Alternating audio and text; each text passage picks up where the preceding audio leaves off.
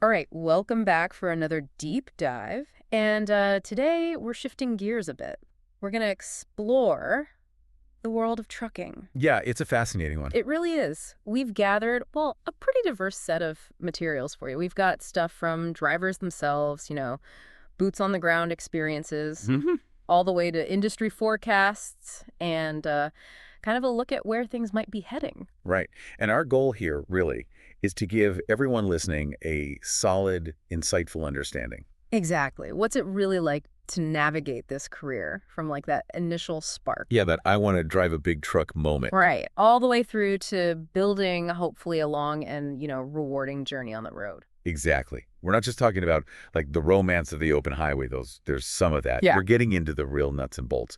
What does it take to not just survive, but actually thrive in trucking? Yeah. We've got voices from newbies, seasoned vets, sharing their wisdom, even insights into planning for, well, what comes after trucking. Yeah. It's about seeing the whole picture.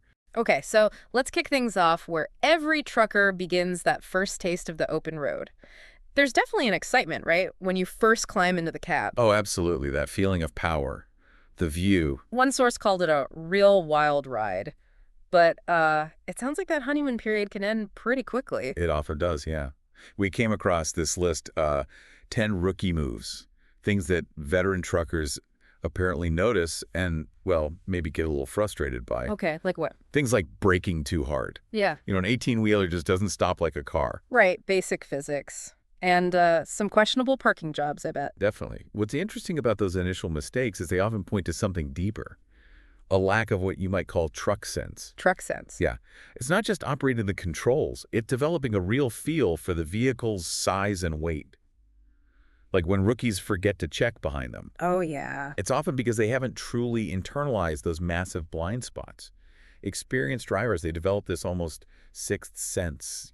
Right. And it goes beyond just like bumping into things at the dock, tailgating in a big truck. Oof, yeah. That's not just rude. It shows a fundamental misunderstanding of stopping distances, which can have, well, obviously really serious consequences. Absolutely. And then there's the classic rookie move, ignoring weather warnings. Oh, I can picture it. Seasoned pros are pulling over, chaining up. And the newbie thinks, I got this, I can power through. Yeah. Yeah. That kind of overconfidence in bad weather, it isn't skill. It's just dangerous for everyone. It really highlights that a CDL, that commercial driver's license, it's more like the starting gun than the finish line, isn't it? Totally. One source put it like it's almost getting your learner's permit for the real world of trucking. Which is why it's good to see the industry stepping up with more finishing programs. Right. Explain those quickly. A CDL is the basic license, right? Yeah, the license to operate the big vehicles. Mm-hmm. But these finishing programs, they're like extra on-the-job training or mentorship. They go beyond basic CDL school stuff, cover real-world scenarios, company procedures, even like professional etiquette. And that etiquette piece sounds huge. Like maybe don't have a shouting match with dispatch over the CB for the whole truck stop to hear. Exactly. Or, dismissing the veteran drivers like they're dinosaurs. Yeah, bad move. The experience those guys and gals have, it's invaluable. Our sources really stressed that showing respect, being open to advice, it's like gold. You get the insider tips, rate shortcuts. All that practical knowledge you just won't find in a textbook. So humility for new drivers seems key. So crucial. Because the road itself is a constant teacher, and honestly, it can be a pretty unforgiving one sometimes. Another article we looked at really pointed that out. You adapt and learn, or... Oh, you're going to have a rough go. And that learning curve, it definitely extends way, way beyond just the first year. Absolutely. You move past those maybe obvious rookie mistakes to a more nuanced understanding, being a real pro. The From rookie to road warrior piece we saw really dug into this evolution. It stops being about just pure speed, getting from A to B the fastest. Yeah, it becomes about smooth, smart driving habits. Speeding might feel productive. But smooth operation is actually kinder to the truck, protects the freight. And ultimately saves you time and headaches in the long run. Experienced drivers learn to anticipate traffic, maintain momentum. It's a different mindset. And what's interesting is how other things become more important as you go on, like communication. Oh, huge. Paramount, really. Not just clear updates to dispatch and customers, though that's vital. But also Maintaining those connections back home, family, friends. The isolation of long-haul trucking, it can really strain relationships. I can imagine. So Actively making that effort to connect, it's essential for your well-being off the road too. Definitely. And we can't skip over the physical and mental demands. This lifestyle is tough. It really is, relying on endless energy drinks and, roller grill food. Yeah, the truck stop diet. It might get you through the night, Hmm. but it's just not sustainable long term. So the sources emphasize taking care of yourself. Proactively, yeah. Packing healthier meals, trying to find ways to exercise, even just taking proper breaks to stretch and move, it matters. And the mental side, all that time alone, the weird sleep schedules. It takes a toll. Finding healthy ways to cope is critical.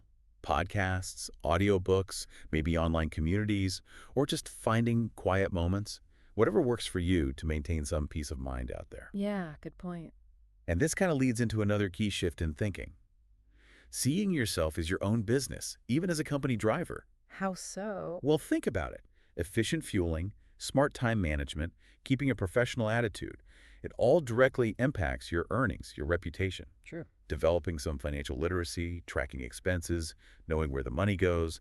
These habits are huge, especially if you ever think about becoming an owner-operator down the line. It really sounds like taking ownership of your whole career. Exactly. Yeah. And a big part of that ownership is learning the power of saying no. Ah, interesting. Why is that so important? Well, especially when you're starting out, there's pressure, right? Take every load, meet every tight deadline. Sure, you want to prove yourself. But our sources strongly warn about burnout. Knowing your limits, being able to respectfully say, look, that's unsafe, or that's unreasonable, or just, I can't realistically do that well, that's vital for staying in this game long term. That makes a lot of sense. It's a marathon, not a sprint. Precisely. And looking at the bigger picture, that long-term view, another critical theme is planning. Planning for what? Planning for life after trucking. The need for a well-thought-out exit strategy and starting to think about it, maybe lay the groundwork relatively early on. Really? Even early in your career? Yeah, one article, so you want to be a trucker, really hammered this point. Not having a plan B can lead to some serious challenges later. Okay, so what does that look like in practice? Well, that's where resources like retirefromtrucking.com come in and truckersidehustle.com. Right, we saw those mentioned. They encourage drivers to use their downtime. Yeah. Those mandatory rest breaks, layovers. Time that might otherwise be wasted. Exactly. Use it as an opportunity. Learn new skills, explore potential online income streams, maybe start a small side business. It's about being proactive then, not waiting until you have to stop driving. Absolutely. It's about building options, creating more freedom for yourself down the road. And that proactive mindset seems even more crucial when we look at the tech changes happening. Oh, definitely. Like the recent news about Kodiak Robotics going public with a pretty hefty valuation. Yeah, that caught my eye. Big money flowing into autonomous trucking. It signals a major push, a real investment in getting this technology rolled out more widely. And understandably, that probably creates some anxiety for drivers, right? The big question, what does this mean for my job? Of course. It's Yeah. a valid concern. The source material suggests that maybe those long-haul solo routes, the straightforward drop-and-hook stuff on major interstates, those might be among the first places we see more autonomous tech impacting things. Okay, the long, less complex highway miles. Right. But, and this is really important to stress, not all trucking jobs are likely to be affected the same way, at least not right away. Like what kinds of jobs are maybe safer for now? Things like local delivery, specialized hauling, think construction stuff, oversized loads, hazmat transport that needs human oversight, complex routes in ports, tankers. These areas likely need human drivers for the foreseeable future. Even Kodiak says their focus is the highway part, right? Humans for the city driving and terminals. That's what they've stated, yeah. Automate the long, maybe tedious stretches, but keep humans for the tricky bits at either end. And there are tons of different viewpoints on this whole thing, aren't there? Oh, yeah. Wall Street sees efficiency, potential disruption. Kodiak frames it as, well, a solution to the driver shortage. Carriers are looking at maybe lower labor costs. Drivers, understandably, have questions. Concerns about safety, how these systems handle unexpected stuff, and, yeah, the impact on their livelihoods. It really brings to mind that advice from Hervey at Life as a trucker, try to see issues from all angles. Good point. There are valid arguments being made all around. So the takeaway for drivers isn't panic. No, not panic, but definitely stay informed. Be adaptable. Learn about these technologies. Maybe explore different types of routes that seem less likely to be automated soon. Maybe even pick up some tech skills. Could be a smart move. It's about proactively navigating this changing landscape, positioning yourself for whatever comes next. And speaking of navigating, finding the right type of trucking job within the industry is also huge for long-term happiness, isn't it? Absolutely critical. Our sources break down the main lifestyles: OTR, over the road, regional, and local. Right. Can you quickly outline the differences? Sure, OTR often means long stretches away, potentially higher miles, maybe more independence. Local usually means home every night, but can be physically demanding, maybe different pay structure. Regional is often a middle ground, out for a few days or a week, then home. So each has its pros and cons depending on what you want: schedule, home time, the work itself. Exactly. And the best choice really depends on your priorities, Mhm. your personal needs, where you are in life. Are you focused on family time, maximizing income right now, predictable hours for a life outside trucking? Asking those questions helps steer you toward the lifestyle that fits you best. It really loops back to managing your time effectively, doesn't it? It does. And not just for shippers and delivery times, but managing time for yourself. Yes, using that off-duty time wisely, learning skills, exploring those side hustles we talked about. It's an investment in your future security, your well-being, no matter what happens with, say, automation. And this connects, too, to some of the immediate challenges drivers face, like that recent FMCSA crackdown on medical certifications. Oh, right. The situation with those doctors in Houston, that sounded like a mess. A huge mess. It really highlights how regulatory stuff can impact drivers' lives significantly and often unfairly. Yeah, tell me about it. Thousands of drivers might lose their CDL status simply because the medical examiner they used, in good faith, was later found to be non-compliant by the FMCSA. These drivers did everything right, got their physical, got their med card, Yeah. and now they face the consequences. Exactly. You can absolutely understand the frustration, the anger, the feeling of injustice. Totally unfair. And it just underscores again how important it is to stay informed about regulations. Be proactive in protecting your CDL.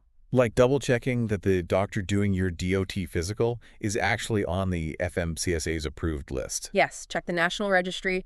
Act fast if you get any warnings or notifications. It's about safeguarding your livelihood, unfortunately. So as we kind of wrap up this deep dive, let's just quickly hit the main points again. Okay. We talked about that journey, right? From the initial excitement and the rookie bumps Learning the ropes. to the lessons learned over years on the road, the critical need for self-care, physical and mental. Financial awareness, too, thinking like a business owner, and planning for the future, adapting to an industry that's always changing, especially with technology. And throughout it all, really respecting the work truckers do. Absolutely. It's a vital job. Yeah. Demanding, challenging, requires resilience, professionalism, a huge commitment to safety. We need to acknowledge that. Definitely. So maybe a final thought for everyone listening. Yeah. As you navigate your miles on the road, how are you also navigating your own future beyond those miles? That's a great question to ponder. Something to think about. And hey, if you want to dig deeper into any of this, check out those resources we mentioned. LifeasaTrucker.com, retirefromtrucking.com, and truckersidehustle.com. Lots of good info there. Great stuff. Well, thanks for joining us for this deep dive into the world of trucking. Thanks for having me.